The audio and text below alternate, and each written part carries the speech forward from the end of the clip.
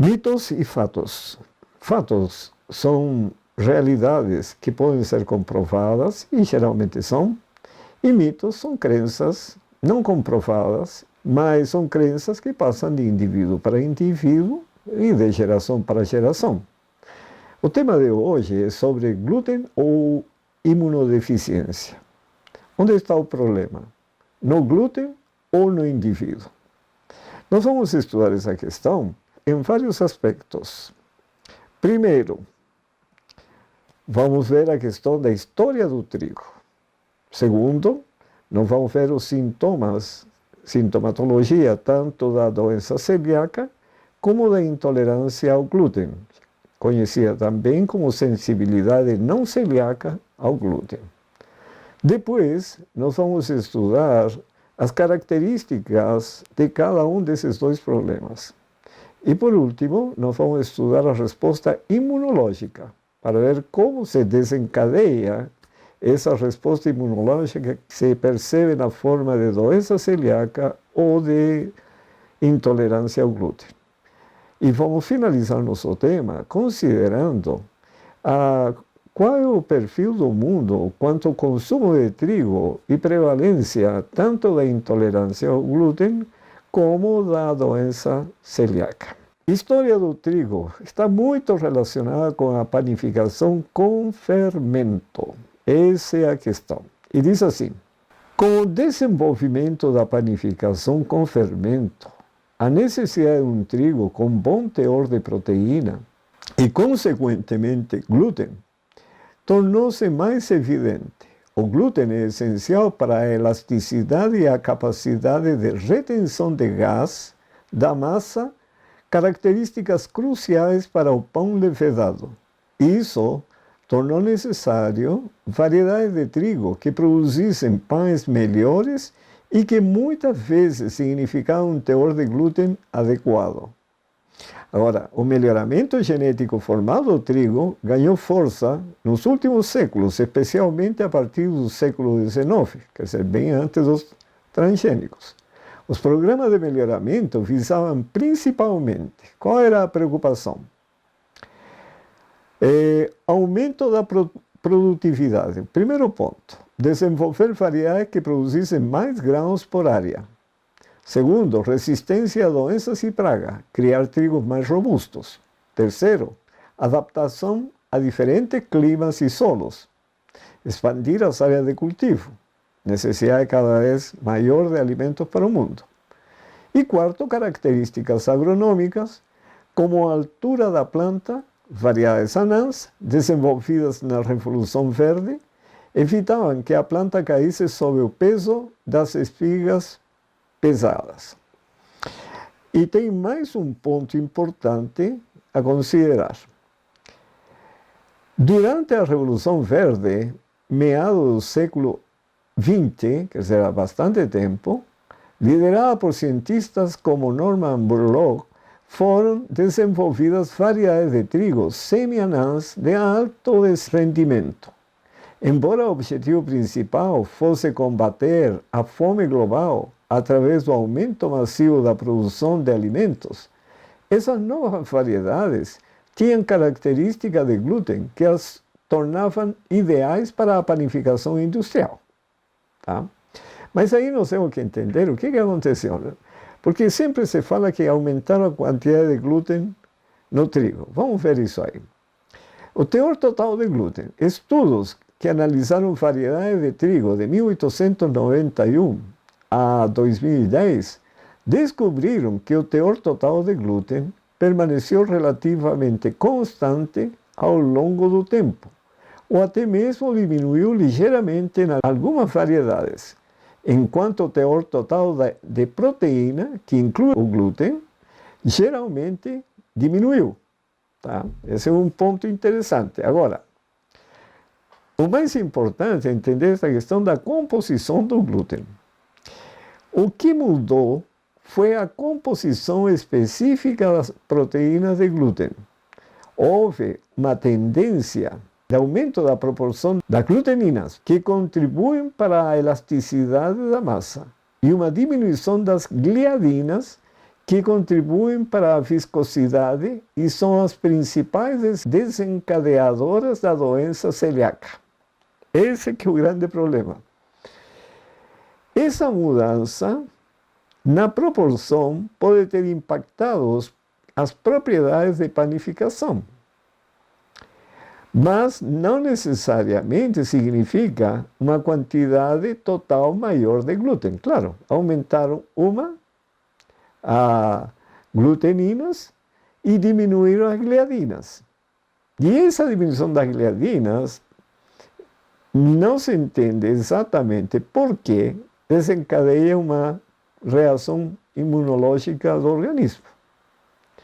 Então, essa reação imunológica é a que provoca a doença celíaca. Mas não está relacionada com o aumento do glúten. Foi a modificação da proporção das proteínas, tanto das gluteninas como a gliadina. A glutenina aumentaram, a gliadina diminuíram. Agora, mas tem os fatores ambientais que pesam muito nesta questão.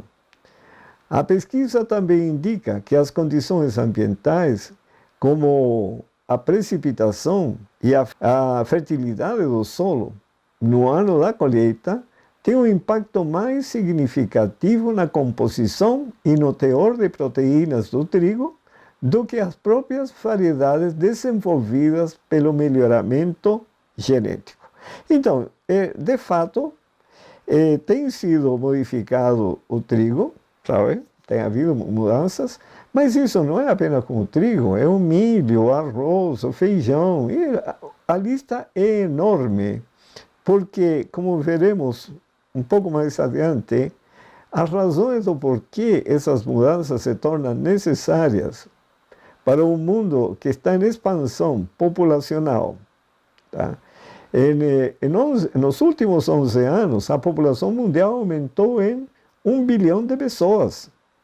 E as áreas agriculturáveis têm diminuído devido à mudança climática, de uma série de fatores. Então, cada vez se precisa uma produção maior de alimento. E aí, o caminho que o ser humano encontrou é modificar as sementes, que é o que estão fazendo hoje. Então, aqui entra a engenharia genética e o futuro. Embora a maior parte das mudanças no trigo até agora tenha sido resultado de melhoramentos clássicos como seleção e hibridização, a engenharia genética está sendo explorada. No entanto, o trigo geneticamente modificado não é amplamente cultivado comercialmente, especialmente no que diz respeito ao glúten. Quer dizer, não é a preocupação maior do glúten, né? Vocês vão ver agora que tem várias outras preocupações. As pesquisas atuais em engenharia genética do trigo estão mais focadas em, primeiro, resistência a herbicidas, insetos e fungos, que é um problema sério na produção de alimentos. Segunda, tolerância à seca e salinidade. Por quê? Porque cada dia temos menos água disponível, e aí que precisam produzir variedades que mantenham a produção, inclusive com menos água. Aumento ou diminuição do conteúdo de glutenina para melhorar as qualidades da massa. Então, aqui temos já uma modificação tendente à panificação, para melhorar a panificação. Melhorias nutricionais com maior teor de proteínas. Essas são as preocupações gerais. Agora, desenvolvimento de trigos com menos imugenicidade, aqui, que provoque menos intolerância ao glúten. São variedades que estão sendo desenvolvidas com esse propósito. Menor potencial para desencadear reações em pessoas com sensibilidade ao glúten e doença celíaca, através de adição de genes para remover ou modificar os peptídeos imunogênicos das gliadinas. O que são os peptídeos? São estruturas moleculares formadas por aminoácidos e, por sua vez, num arranjo desses peptídeos se forma finalmente a proteína. Quer dizer, o organismo vai construindo isso de acordo com a necessidade.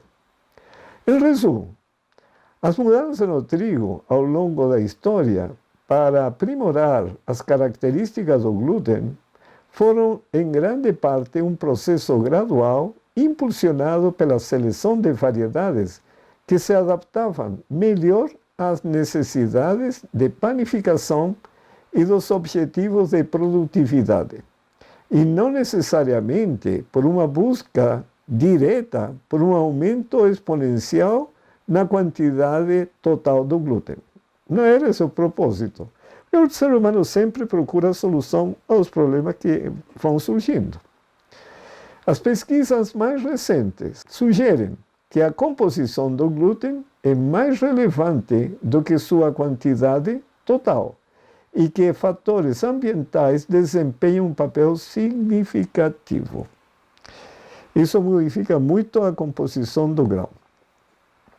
Agora, a composição nutricional do glúten. O glúten é um conjunto de proteínas encontrado naturalmente em alguns cereais, como trigo, cevada e centeio. Ele é composto principalmente por duas proteínas, como já mencionamos. As gliadina, responsável pela extensibilidade e viscosidade da massa, essa é a gliadina, e a glutenina, confere elasticidade e permite que a massa cresça. Junto à gliadina e à glutenina, formam uma rede que consegue reter os gases produzidos durante a fermentação, o que é fundamental para a leveza e maciez de produtos de panificação como pães, bolos e massas. É isso que a indústria procura e por isso desenvolveram essas mudanças nos grãos para alcançar os objetivos propostos. Bom, eu não estou dizendo que isso é muito bom, porque certamente isso provoca alteração no organismo, é claro. Sem dúvida, porque todo alimento transforma em sangue, sangue transforma em tecido. Mudança nos alimentos modificam o sangue, modificam os tecidos. Isso já está comprovado, tem muitas pesquisas em torno do milho, o milho transgênico.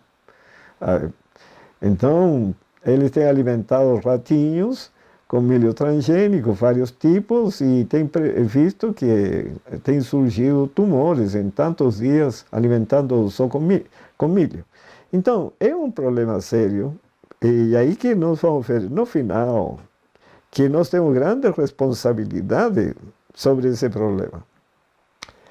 Então, quais são os sintomas da doença celíaca e a sensibilidade ao glúten não celíaca, conhecido como intolerância ao glúten? Tanto a doença celíaca quanto a sensibilidade ao glúten não celíaca são condições que podem causar sintomas após a ingestão de glúten, mas elas são fundamentalmente diferentes em sua natureza e mecanismo. Então, a doença celíaca tem característica bem específica e a intolerância ao glúten tem outras.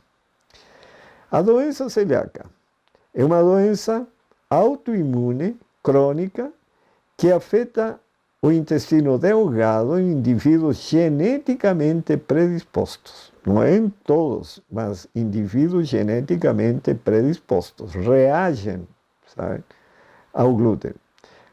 Quando uma pessoa com doença celíaca ingere glúten, o sistema imunológico reage atacando o próprio revestimento do intestino, causando danos às vilosidades intestinais, que são pequenas estruturas que absorvem nutrientes. Isso pode levar à má absorção de nutrientes e uma ampla gama de sintomas. Vilosidades, elas são uma espécie de dobras, um tecido que está assim, tá? Para aumentar a área de absorção do intestino. Agora, os sintomas da doença celíaca podem variar bastante de pessoa para pessoa e não se limitam apenas ao sistema digestivo. Esse que é o problema, afeta o organismo todo. Sintomas comuns da doença celíaca: gastrointestinais, clássicos, diarreias crônicas, muitas vezes com fezes claras, fétidas e gordurosas. devido à má absorção de gorduras, porque interfere no processo de absorção de nutrientes. Constipação. Em alguns casos, pode ocorrer prisão de ventre. Dor abdominal, cólicas, inchaços e desconforto na barriga. Distensão abdominal, barriga inchada, acúmulo de gases e estufamento. Gases excessivos, náuseas e vômitos. Perda de peso inexplicável, devido à má absorção de nutrientes. Perda de apetite. Não gastrointestinais agora. Tenho gastrointestinais, agora os sintomas não gastrointestinais, que são atípicos ou sistêmicos. Por exemplo, fadiga e cansaço crônico. Anemia, principalmente por deficiência de ferro devido à má absorção do ferro. Que mais? Temos dermatite herpetiforme, pequenas bolhas vermelhas na pele que coçam intensamente, geralmente nos cotovelos, joelhos, nádegas e couro cabeludo. É uma manifestação cutânea específica da doença celíaca.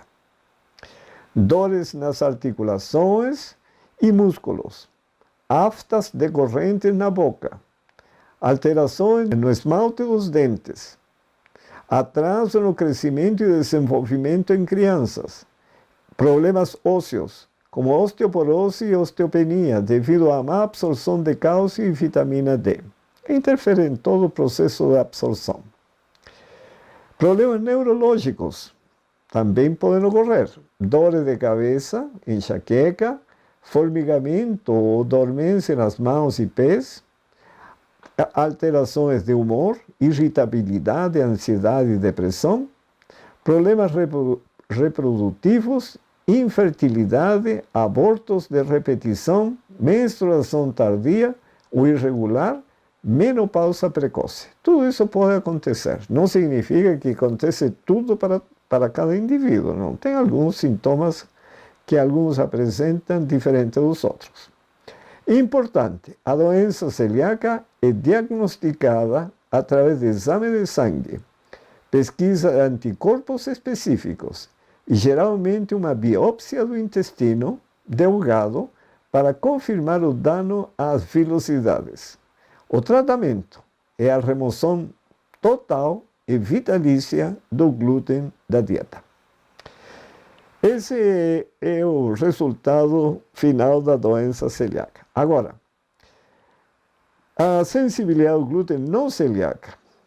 A sensibilidade ao glúten não celíaca, também conhecida como intolerância ao glúten, é uma condição onde o indivíduo experimenta sintomas semelhantes aos da doença celíaca, após ingerir glúten, mas sem o dano intestinal, autoimune característico da doença celíaca, e sem uma alergia ao trigo.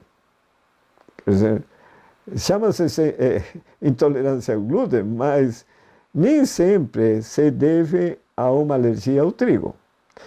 A sensibilidade ao glúten não celíaca ainda é uma área de pesquisa e não possui um marcador biológico específico para diagnóstico, que não tem um exame laboratorial que possa auxiliar na identificação do problema. O diagnóstico é feito por exclusão. Isso é muito importante entender.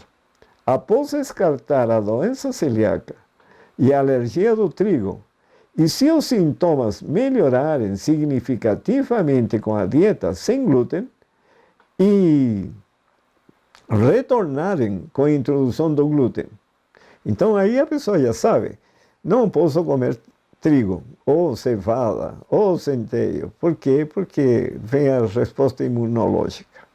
Mas se a pessoa exclui o alimento com glúten e os sintomas persistem, então não é o trigo.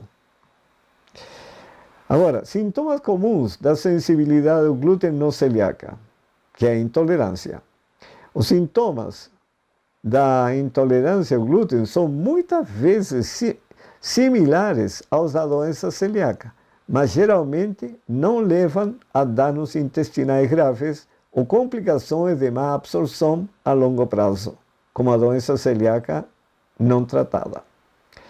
Agora, problemas gastrointestinais, dor abdominal, desconforto, cólicas, inchaço, distensão abdominal, sensação de estômago cheio, gases, diarreia ou constipação, você pode ter um ou outro, alternância nos hábitos intestinais, náuseas, refluxo ácido. Tudo isso pode acontecer. Temos também os sintomas não gastrointestinais, como fadiga, cansaço, dores de cabeça e enxaqueca. Pode ter também confusão mental ou névoa cerebral, dificuldade de concentração ou sensação de lentidão, dores nas articulações ou músculos, dormência nos braços e ou pernas, alterações de humor, ansiedade, depressão, problemas de pele, como eczema ou erupções cutâneas, mas não a dermatite herpetiforme típica da doença celíaca. É diferente. Principal diferença entre a doença celíaca e a sensibilidade ao glúten não celíaca. Natureza da doença celíaca é autoimune e causa dano intestinal. A sensibilidade ao glúten não celíaca não é autoimune e não causa dano intestinal permanente. Então, já essa diferença é significativa. Como é realizado o diagnóstico? A doença celíaca tem testes específicos, sangue e biópsia. A sensibilidade ao glúten não celíaca é um diagnóstico de exclusão. Tá? Se não tem doença celíaca, ou se tiver, já não é intolerância ao glúten. Então, por exclusão, já podem identificar a intolerância ao glúten. Gravidade das complicações. Doença celíaca não tratada pode levar a sérias complicações a longo prazo. Primeiro, desnutrição. E aí compromete a estrutura óssea, osteoporose. Risco aumentado de certos tipos de câncer. Por quê? Porque existem fatores predisponentes para o câncer, que são 4.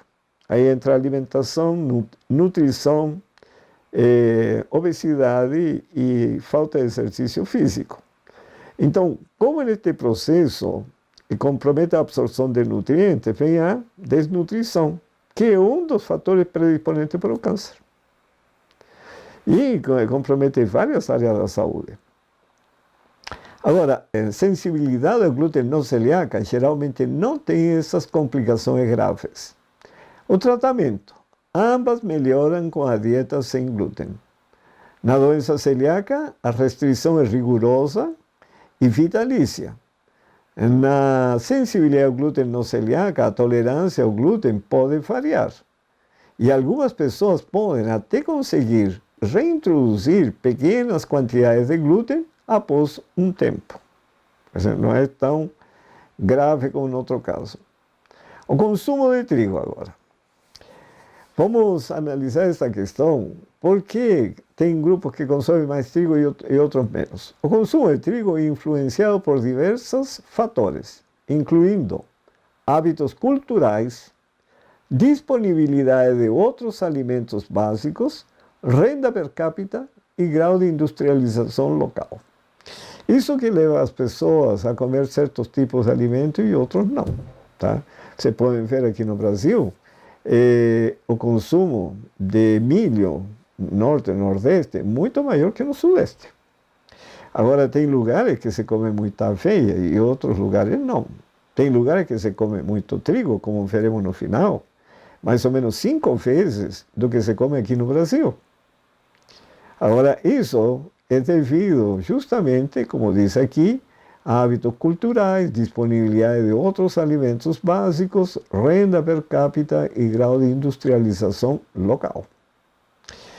Quando se fala de intolerância ao glúten, é importante distinguir entre a doença celíaca, uma doença autoimune com base genética, isso é importante lembrar, e a sensibilidade ao glúten não celíaca, que não é autoimune e tem mecanismos ainda não totalmente compreendidos. Os dados de prevalência podem variar bastante entre elas e entre diferentes populações. Agora, a doença celíaca afeta cerca de 1% da população mundial, mas a sua prevalência pode variar significativamente por região e grupo étnico. O diagnóstico ainda é um desafio global e muitos casos permanecem sem identificação. Tá? Que depende do sistema de saúde, a organização do sistema e como eles conseguem atender as necessidades da população local. Incidência da doença celíaca em diferentes regiões e países. Por exemplo, no Saara Ocidental, a maior prevalência de doença celíaca no mundo é numa população específica. É o maior, lá está concentrado. Mas é 5,6%, quase 10 vezes maior do que a média global. Então, vocês percebem que mesmo o lugar que tem maior incidência de doença celíaca, a porcentagem é muito baixa comparado com a totalidade da população mundial. E aí que nós temos que ser bastante coerentes com esta questão, porque eu não posso levantar a bandeira, sabe, contra o glúten, porque existe mais de 90% da população que pode comer pão à vontade, obter os benefícios nutricionais e que não tem os problemas que uma pequena porção da população apresenta. Agora, na Finlândia, é um dos países com uma das maiores taxas de diagnóstico. A organização do setor de saúde, eles têm um controle bastante grande sobre esta questão nesse país, com uma proporção de um caso diagnosticado para cada 2 casos existentes. Então, vocês percebem que os dados apresentados quanto à doença celíaca e também com respeito à sensibilidade não celíaca ao glúten são bem próximos da realidade, o que não acontece em outros países. Agora, no Oriente Médio e Norte da África, pesquisas recentes demonstram que a doença celíaca é um transtorno comum nessas regiões. Países como Argélia, Tunísia, Líbano, Djibouti e Sudão. Índia e Paquistão, estudos também indicam que a doença celíaca não é incomum na Ásia. Agora, nas Américas, Estados Unidos, a prevalência é estimada em cerca de 1 em 100 a 200 pessoas, quer dizer, varia de 1% a 0,5%.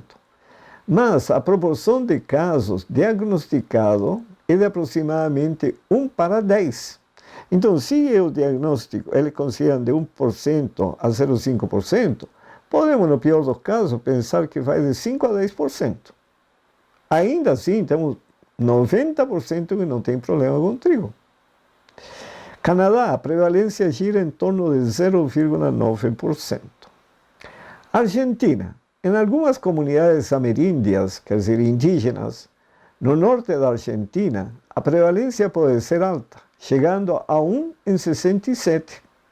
Quer dizer, se fosse 1 em 50, daria 2%. Isto se deve, em parte, à alta frequência dos genótipos HLA-DQ2 e HLA-DQ8, que nós vamos ver logo a seguir, que é justamente o que permite identificar este problema da doença celíaca com facilidade. Estes genótipos são chamados de antígeno leucocitário humano. Nós vamos lembrar sempre que são HLA-DQ2 e HLA-DQ8.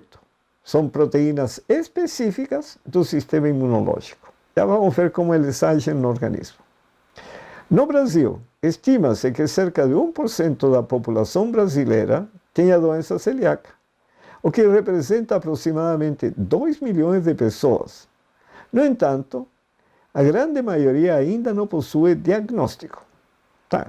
Mas digamos que esse 1%, não sei 1%, porque a grande maioria não tem diagnóstico, mas seja 10% ou 15%. E não passa disso. Ó. Quer dizer, tem 85% ainda que não precisam fazer restrições alimentares, porque tem regiões que a opção trigo está mais ao alcance da população que outros alimentos.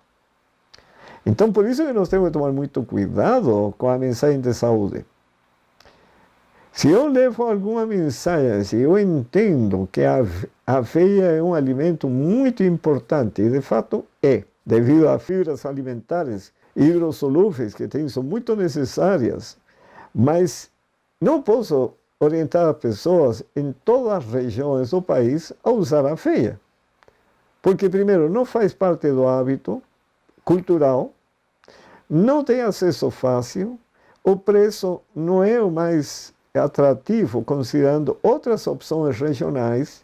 E assim, isso acontece não somente com aveia, sino com trigo, com milho, etc.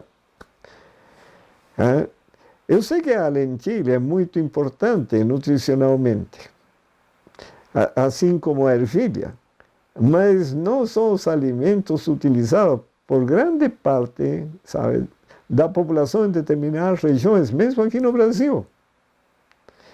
Então nós temos que tomar cuidado com a mensagem de saúde, tem que ser muito coerente, estar de acordo com a orientação divina. Agora observem sobre esta questão da sensibilidade ao glúten não celíaca. A prevalência da sensibilidade ao glúten não celíaca é mais difícil de determinar com precisão, pois não existem biomarcadores específicos para seu diagnóstico. Não tem exame laboratorial, que é feito principalmente por exclusão da doença celíaca e alergia ao trigo, e pela melhora dos sintomas com uma dieta sem glúten, presente no trigo, cevada e centeio. É a única forma de saber. Então, se a pessoa tem aqueles sintomas característicos da sensibilidade ao glúten não celíaca, o que tem que fazer? Suspender o consumo de trigo por um período, ver como reage o organismo e depois voltar a comer menos e assim procurar um ponto que o organismo possa aproveitar os nutrientes. E o que aconteceu na época de Ellen White foi consultada com respeito às nozes que estavam provocando alguns problemas digestivos. Ela diz, diminua a quantidade, experimente outras combinações alimentares e assim, porque cada organismo reage de maneira diferente. E as necessidades para cada indivíduo são diferentes, depende do clima, depende da ocupação, sabe? Se uma pessoa que realiza trabalho braçal tem certas necessidades diferentes da que tem uma atividade em um escritório. Então depende do organismo, depende do clima e depende também da atividade que realiza. Estima-se que a prevalência da sensibilidade ao glúten não celíaca varia amplamente de 0,49% a 14,9%, quer dizer, no máximo 15%. Mas ainda tem 85% que não tem problema. 14,9% da população com base em pesquisas de sintomas relatados. Quer dizer, todos os sintomas relatados enquadram a pessoa dentro dessa sensibilidade não celíaca ao glúten. Alguns estudos sugerem que a sensibilidade ao glúten não celíaca pode ser mais prevalente do que a doença celíaca em certas populações. De fato é. Agora, no Reino Unido, por exemplo, um questionário populacional indicou que 13% das pessoas relataram sensibilidade ao glúten. Percebe? Não passa de 15%. No Brasil, um estudo apontou uma prevalência de sensibilidade ao glúten não celíaca de 1,71%. Países com maior consumo de trigo podem apresentar maior incidência de intolerância ao glúten, especialmente se houver também uma predisposição genética significativa na população. Quer dizer, dois fatores que têm que andar juntos. A doença celíaca, que é a forma mais grave de intolerância ao glúten, tem uma predisposição genética forte. Já a sensibilidade ao glúten, não celíaca, ainda é menos compreendida e diagnosticada. Isso temos que ter em mente e não esquecer nunca. Observações importantes. Subdiagnóstico. Em muitos países, especialmente aqueles com sistemas de saúde menos desenvolvidos ou menor conscientização, a doença celíaca e a sensibilidade ao glúten são provavelmente subdiagnosticados. Isso significa que os números reais podem ser maiores do que os dados disponíveis sugerem. E aí que nós podemos chegar no máximo 15%. Aqui que é interessante ver esta questão, porque se vocês observam, este estudo foi realizado pelo Instituto de Pesquisas do Câncer nos Estados Unidos, e eles chegaram à conclusão que os fatores predisponentes para o câncer, em geral nas doenças inflamatórias, têm a ver com alimentação, nutrição, obesidade, atividade física. E estes 4 elementos afetam os processos celulares em muitos aspectos. Por exemplo, o reparo do DNA, que é fundamental, nos processos inflamatórios e respostas imunológicas, e um que é muitíssimo importante, que é a questão da capacidade de diferenciação das células do sistema imunológico. Quando o sistema imunológico perde essa capacidade de diferenciação, então vem a resposta autoimune. O ciclo celular também é comprometido, a apoptose e assim outros. Então, quando nós considerarmos o fator alimentação e nutrição, justamente na doença celíaca, afeta a absorção de nutrientes e vem a desnutrição. E aí compromete a capacidade de diferenciação, compromete a resposta inflamatória e também imunológica do organismo. E aí pode provocar problemas seríssimos. Entende? Então, vamos agora ver como funciona a resposta imunológica. Isso é muito importante de entender para ver por que acontecem todos esses sintomas quando a pessoa come trigo e para alguns acontece e para outros não acontece. Ok? Vamos ver então. Olha, a resposta imunológica. O sistema imunológico, para distinguir um elemento invasor ou estranho ao organismo, requer de uma identificação celular, uma sinalização, a qual é realizada por um grupo de genes chamado complexo principal de histocompatibilidade, conhecido nos seres humanos como antígeno leucocitário humano. Aí entra o HLA que já falamos.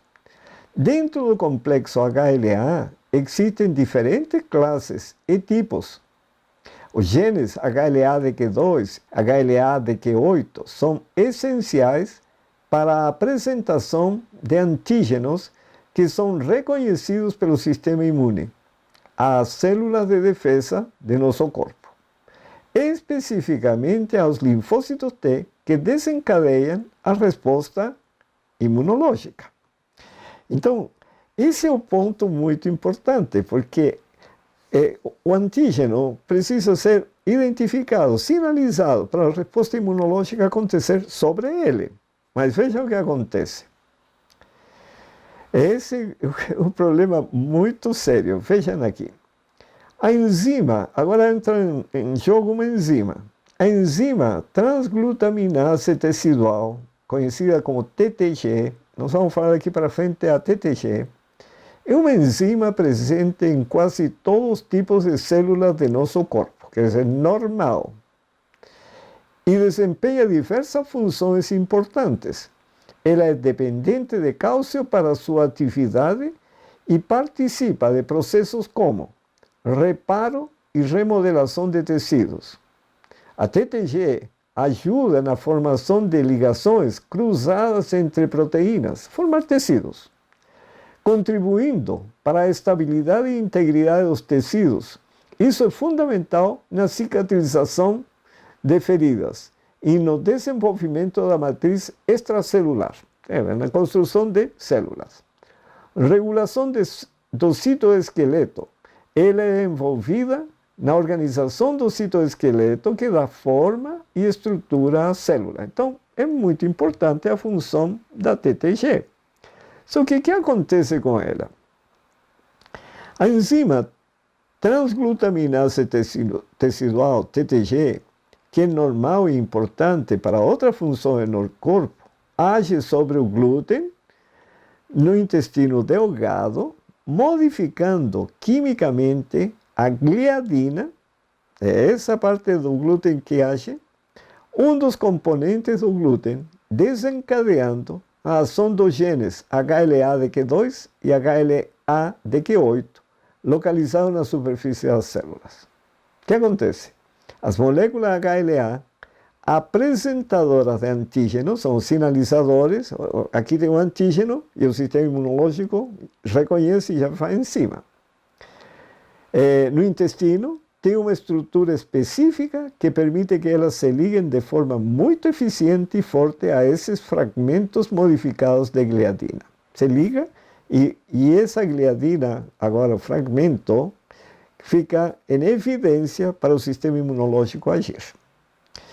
Uma vez apresentado o fragmento de gliadina pela HLA-DQ2 ou HLA-DQ8 na superfície da célula, aos linfócitos T, e aqui entra um linfócito T específico que é o CD4+, tá? É um tipo de célula de defesa, estes interpretam a gliadina modificada como uma ameaça em indivíduos geneticamente predispostos. Pronto. Aqui desencadeia todo o processo. A ativação do linfócito T desencadeia uma resposta inflamatória e autoimune.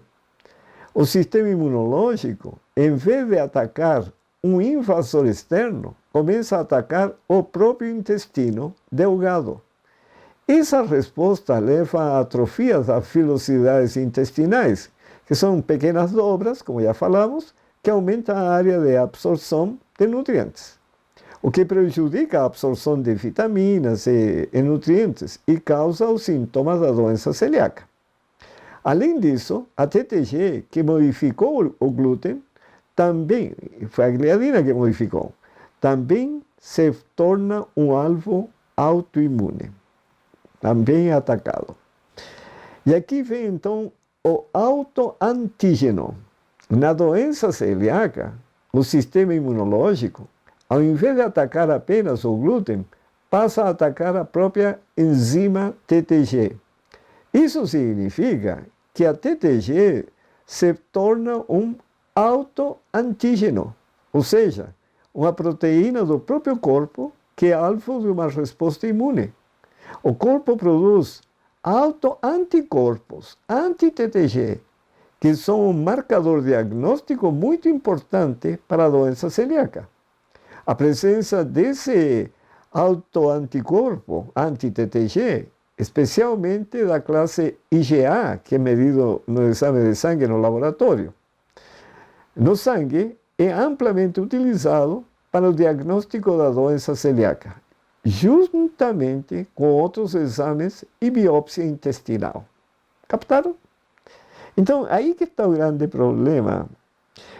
Essa enzima realiza suas funções normais e aí age sobre o glúten, fragmenta a gliadina e a gliadina fragmentada, sabe, chama a atenção do HLA, DQ2 e DQ8, se liga a ela e essa gliadina modificada se torna visível ao sistema imunológico e desencadeia a resposta imunológica.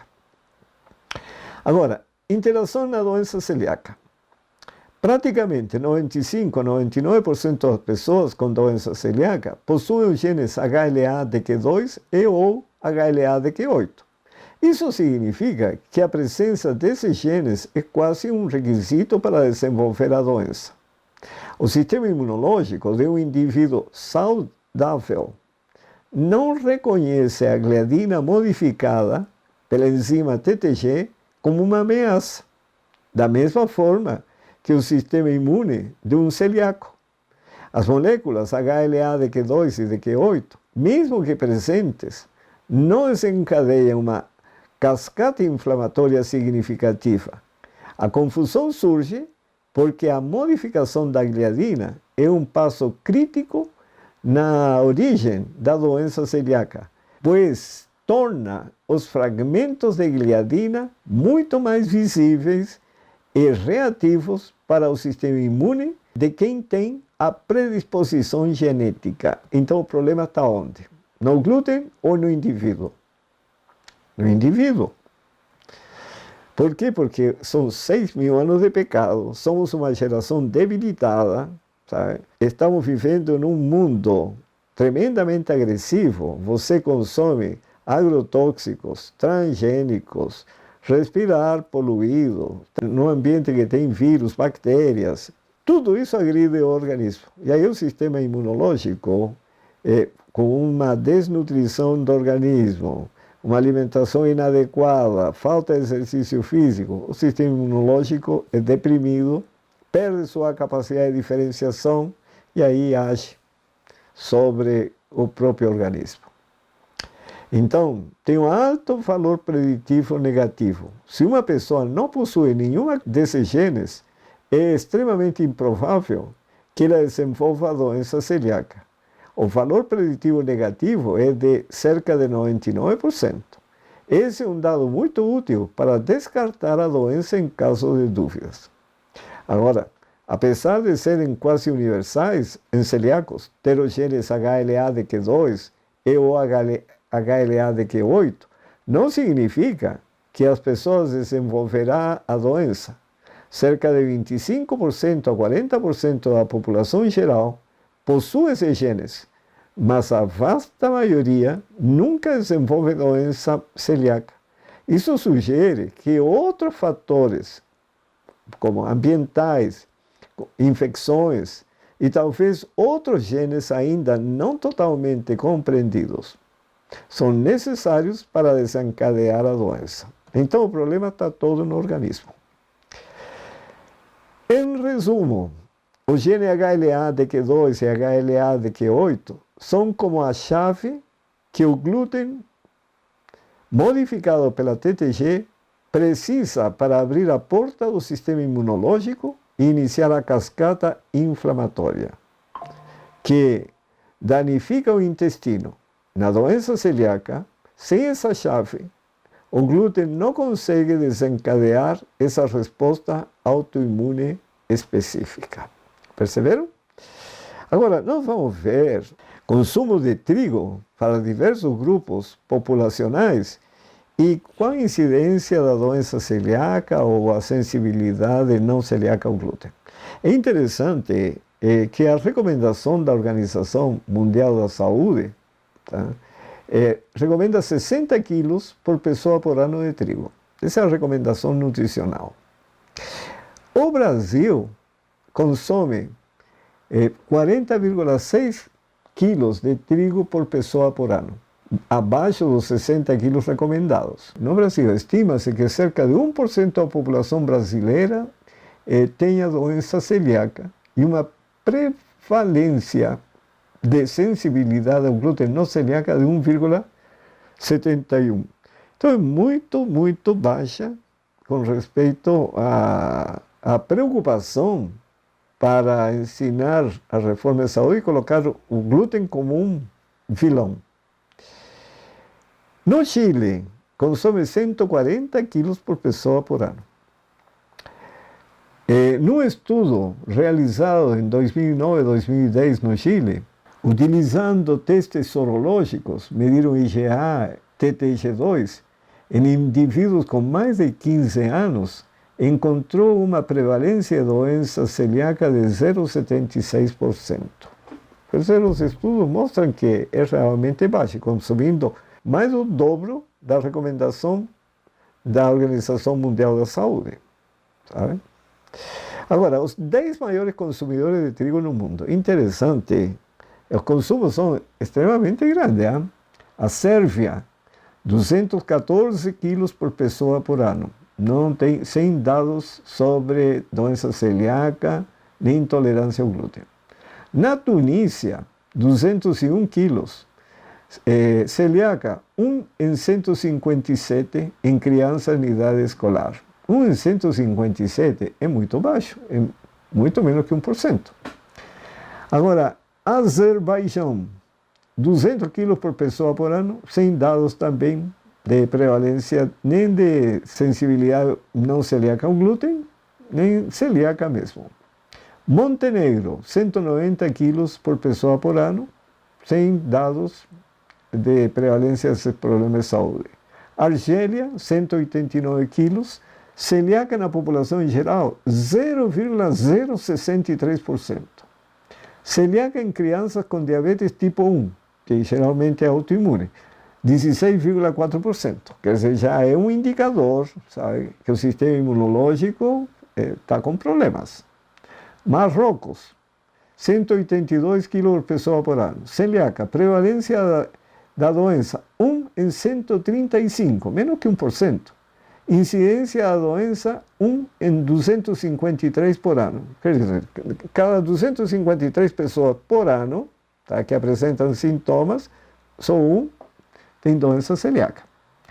Geórgia, 172 quilos por pessoa por ano, celíaca 1%, e 5,4% para autoimunidade celíaca. 5,4%. Turquia, 160 quilos por pessoa por ano. O Brasil consome 40,6%.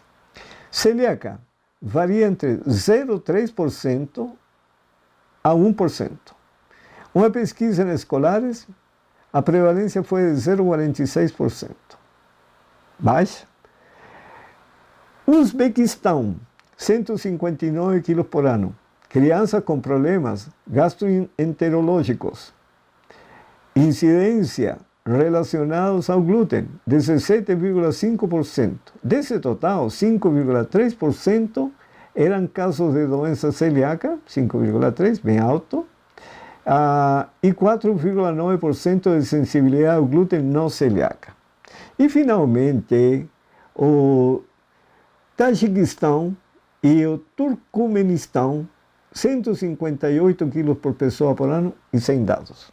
Quer dizer, se você vai com a mensagem de saúde para esses países, falando das restrições necessárias ao glúten para melhorar a saúde, nós estamos desfigurando a mensagem de saúde. Deus deu uma mensagem bem clara a esse respeito. Então, nós temos que considerar isso, que nós temos que ter um fundamento bem estabelecido para ajudar a população não só a melhorar a saúde, mas se preparar para a vinda de Cristo.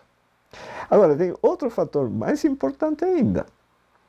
O Senhor estava consciente da realidade do fim do mundo. Estava ou não estava? Lógico que estava. Mas mesmo assim, Ele inspira a Ellen White a escrever, isso está em Conselho sobre o Regime Alimentar, página 315, e diz: o pão é o verdadeiro bordão da vida. O que é o bordão? O apoio, o que dá firmeza ao caminhar. Esse homem ia sem o bordão, lá está caminhando com o bordão, depois de comer o pão. Na página 316 diz: é dever religioso aprender a fazer quanto antes pão bom, de farinha de trigo integral. Então, se o Senhor orienta isso, eu creio na palavra de Deus, eu creio que a Bíblia foi inspirada pelo Espírito Santo e os escritos de Ellen White foram inspirados pelo Espírito Santo para nos dar orientações precisas para o final do tempo. Por que eu vou passar por cima desses escritos? Me diga. Nós temos que entender bem nossa missão neste mundo, sabe? Nossa missão. Qual é a nossa missão?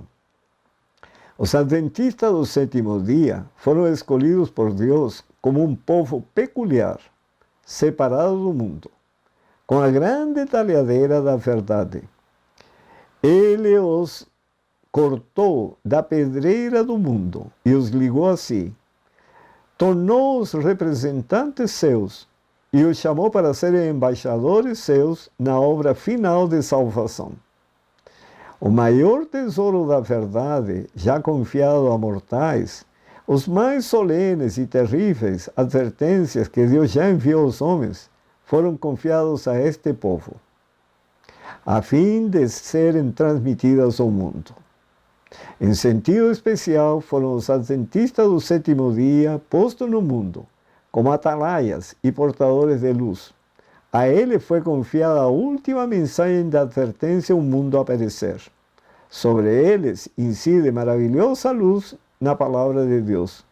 Confiou-se-lhes uma obra da mais solene importância, a proclamação da primeira, segunda e terceira mensagens angélicas. Nenhuma obra de tão grande importância não deve lhes permitir que nenhuma outra coisa lhes absorva a atenção. Nós temos uma missão específica. Agora, para cumprir essa missão, nós precisamos lançar mão da cunha de entrada, o braço direito do Evangelho do Senhor Jesus, que é a obra médico-missionária. A obra médico-missionária é, para a causa de Deus, como o braço direito do corpo. A mensagem do terceiro anjo avança a proclamar os mandamentos de Deus e a fé de Jesus. A obra médico-missionária é o Evangelho na prática. Todas as áreas da obra devem ser misturadas num todo perfeito, ao fazer o convite: vinde que já tudo está preparado. Isto está em Mensagens aos Três Anjos, página 152. E em Conselhos sobre Saúde, página 219, diz o Senhor: a obra médico-missionária é o braço direito do Evangelho. Ela é indispensável ao avanço da causa de Deus.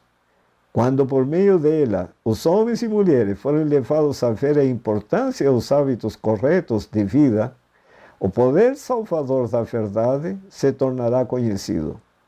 Cada cidade deve ser atingido por obreiros instruídos para fazerem a obra médico-missionária.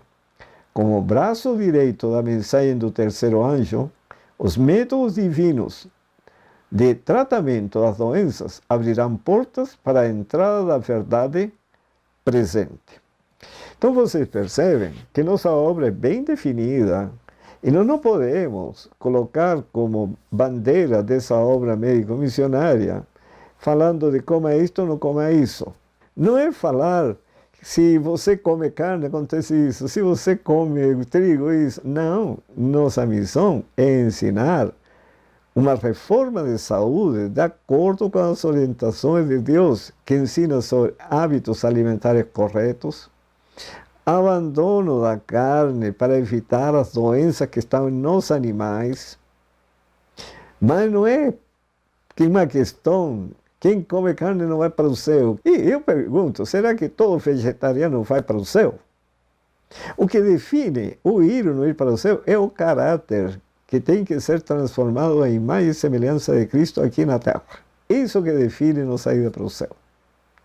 Agora, certamente, uma pessoa que tem comunhão com Deus, que procura o conhecimento de Deus e que é regido pelo conhecimento de Deus, ele vai seguir todas as orientações dadas pelo Senhor, tanto na Bíblia como nos escritos de Ellen White. Por quê? Porque esses escritos nos ajudam a compreender a Bíblia e nos ensinam como cuidar desse corpo que é o templo do Espírito Santo. Para ter uma mente clara, para discernir as impressões do Espírito Santo quando eu estudo a Bíblia. E assim poder fazer a vontade de Deus para meu próprio benefício. A palavra de Deus me santifica, me separa das práticas, costumes, hábitos do mundo. Vou experimentando os benefícios, tanto na saúde física, mental, espiritual. Por quê? Porque a palavra de Deus transforma o ser humano. Essa é a nossa missão. E agora eu pergunto, por que nós temos que comer transgênicos hoje? Porque o problema não é só o trigo. O feijão também é. Por quê? Quem é responsável disso? Nós, adventistas do sétimo dia, temos responsabilidade nisso. Sim. Quer ver? Veja o que diz aqui o Senhor. Isso está em Eventos Finais, página 37 e 38. Parte desse texto está no Desejado de Todas as Nações, 634, no livro Evangelismo, etc. Mas observe o que fala aqui.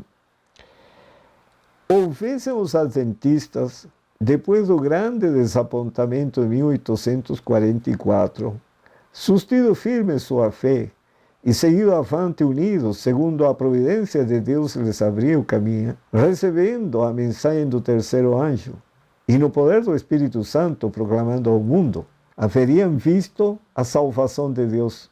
O Senhor teria operado poderosamente com os esforços deles. A obra haveria sido concluída e Cristo teria vindo antes para receber seu povo, para dar-lhe o seu galardão. Não era a vontade de Deus que a vinda de Cristo houvesse sido assim retardada. Por 40 anos a incredulidade, a murmuração e a rebelião excluíram o antigo Israel da terra de Canaã. Os mesmos pecados têm retardado a entrada do Israel moderno na Canaã celestial. Em nenhum dos casos houve falta da parte das promessas de Deus. É a incredulidade, a mundanidade, a falta de consagração e a contenda entre o professo povo de Deus que nos tem detido neste mundo de pecado e dor por tantos anos. Isso foi escrito em 1883, quer dizer, para aquele tempo Cristo já deveria ter vindo. Houvesse a Igreja de Cristo feito a obra que lhe era designada, como lhe ordenou, o mundo inteiro haveria sido antes advertido e o Senhor Jesus teria vindo à terra com poder e grande glória. Quando foi escrito isso? 1898. Então vocês percebem que o problema não está no trigo. O problema está em você e em mim também. Se nós pegássemos a Bíblia e saíssemos a proclamar a segunda vinda de Cristo, usando como cunha de entrada, como braço direito, a obra médico-missionária, ensinando às pessoas tratamentos naturais ensinados por Deus, ensinando uma mudança no regime alimentar de acordo com as orientações de Deus. Procurem nos escritos de Ellen White como se deve realizar o famoso detox. Vejam se as práticas utilizadas hoje no mundo correspondem aos ensinos de Deus. E assim, eu estou citando um dos pontos. Toda essa problemática do glúten, sabe? Que muitas vezes se usa assim como praticamente toda a mensagem de saúde. Está distorcendo a mensagem que o Senhor dá para seu povo e para ensinar no mundo. Queridos irmãos, que o Senhor abençoe a todos e todos possamos concluir nossa missão neste tempo, porque o que o Senhor espera é justamente que nós sejamos fiéis à sua verdade. Porque se nós formos fiéis à sua verdade, nós vamos conseguir rapidamente levar essa mensagem ao mundo inteiro. Deus não precisa de muita gente. Estamos tendo o exemplo de Jonas. Jonas pregou sozinho para 120 mil pessoas. Sem internet, não tinha WhatsApp, não tinha Facebook, não tinha nada disso. Sozinho. Quantos dias? Caminhou 3 dias indo para ali e para cá na cidade de Nínive. Se você divide a população mundial, hoje, tá, de 8 bilhões de pessoas por 120 mil, tá, com menos de 100 mil Jonas, Deus termina a obra nessa terra. Com menos de 100 mil Jonas. Pode ou não pode o Senhor concluir essa obra rapidamente? Pode, mas precisa de você se posicionar do lado do Senhor. Tão junto a Ele, tão junto à palavra de Deus, sem se afastar nem para a esquerda nem para a direita, e acaba o problema dos transgênicos, dos agrotóxicos, que são necessários para dar sustento a uma população crescente. Se não fosse pelos agrotóxicos, se não fosse pelos transgênicos hoje, o mundo seria um caos, porque não haveria alimento. Que o Senhor abençoe a todos e os guarde a todos, porque os dias que virão são maus. Este vídeo vai ficar neste canal, Saúde para a Eternidade. E se vocês querem, aí tem também 7 ou 8 temas sobre vida no campo. E se querem ver preparação para a chuva serôdia, está neste outro canal. E aí vocês poderão... Aí tem muitos outros temas. Que o Senhor os guarde a todos. Amém.